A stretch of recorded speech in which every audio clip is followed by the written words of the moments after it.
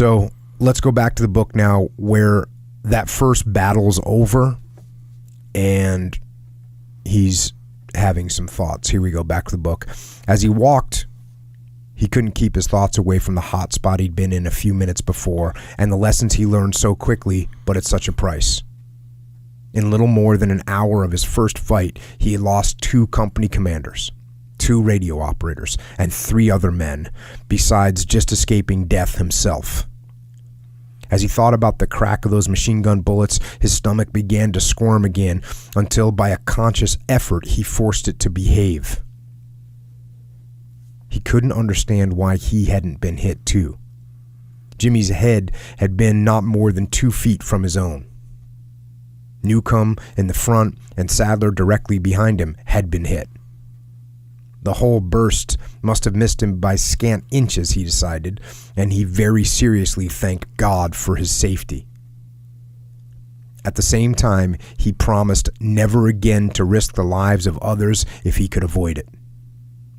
It was a bitter lesson, repeated every time the eyes of his mind focused on Jimmy's bright blood oozing over his shoe or on Sadler's sudden death.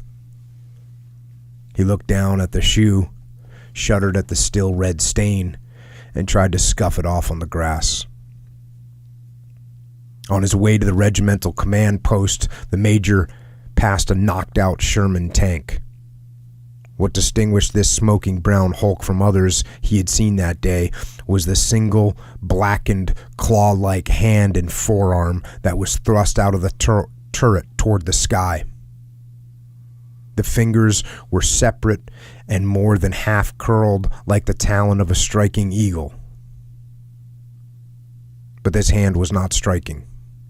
It seemed rather to be calling down an imprecation on the fate that had let it die there in agony.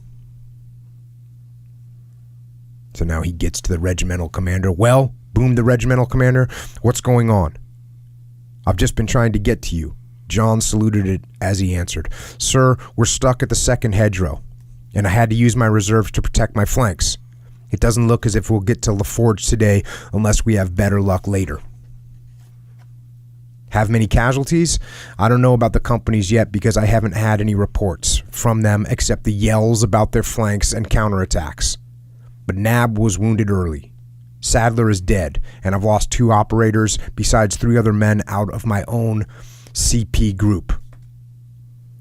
He was still too full of his experience not to want to tell about it. The colonel listened sympathetically. "Well," he said when the major was through, "we've got to keep going regardless. Division wants to get LaForge tonight."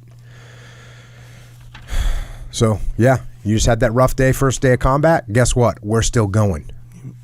And, one of the things that in that opening paragraph that I pointed out was you could see his reaction when that first gunfight broke out. Mm-hmm. His reaction was sort of overwhelmed by the whole scenario. Mm-hmm. But his 2 guys, and what happened is, and he talks about this in the book, but he had gone on to Normandy, but he wasn't in charge of a battalion yet. He was sort of back with the regimental command.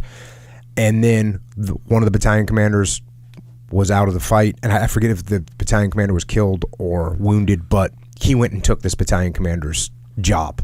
So he wasn't on the real front lines until they were starting to push through France a little bit. And it was only a matter of days. But I guess it was 11 days because these guys, he said that these other guys had been on the front lines for 11 days. So these guys, it's been 11 days, but guess what? They start getting shot at. Boom, they're in the mode. They're returning fire, and you could see they're returning fire really close, so close that it scared him. Yeah, and that's one of the things that a lot of times I talk about Simunition and training with Simunition and how awesome it is, and that's totally true. And I love training with Simunition, and it really is very beneficial for your tactical skill level. But you also absolutely have to do live fire. And the reason you have to do live fire, there's a bunch of reasons you have to do it. You have to learn to shoot real bullets and hit real targets or with your bullets. But also, guns are loud. Yeah. And you need to condition yourself to be used to having a Mark 48 machine gun 4 inches, maybe not 4 inches, but like 16 inches from your head, and your buddy is dumping rounds downrange, and you have to be able to think during that and not be overwhelmed by it. Yeah. The Simunition, that's what I was going to ask. Like, what's the difference in loudness? It's not even comparable. So it's not even really like a gunshot. No, it's not like a gunshot. It's not comparable. It's not. The noise is not comparable. Yeah. The noise is less than a cap gun, kind of. Oh, okay. It's just like psh, psh, yeah, like an airsoft or something like this. A gun is loud, and a Mark 48 machine gun. It's really loud. It's really loud. Yeah, and it's so sending loud. little shock waves. Yeah, every round is like a little shock wave that you get. Little. And so that's why it is so important to train live fire, and it's also important to be comfortable not only yourself shooting in close proximity with other people, but also them shooting near you, because you got to trust the guys that are around you. Yeah. Now there's standard operating procedures that there's things that you don't do that keep it safe, but it's still, I mean, when somebody makes if somebody makes a really bad mistake, they can walk into your field of fire. Yeah. And so you have to be heads up, but you still have to take shots with people that are really close to you. Yeah. In a firefight, by the way. Well, yeah, in a firefight. But if you haven't done it during training, your first minute in a firefight is going to be just overwhelmed. You're not going to be overwhelmed by enemy fire. Yeah. You're going to be overwhelmed by your own guys shooting. The mirror and you're going to be getting hit by brass and just it hurts. Hot brass. Yeah, hot brass. And the links coming out of a Mark 48 are like little weapons themselves. And when they hit you, we had one of our machine gunners was a lefty, and he picked up and started shooting. He picked up a machine gun and started shooting left-handed, and that dumps the brass basically right into your right bicep. And he had a bruise on his right arm that looked like somebody beat him with a baseball bat in the arm. That's what a Mark 48 ejector port does to you. Doesn't play around.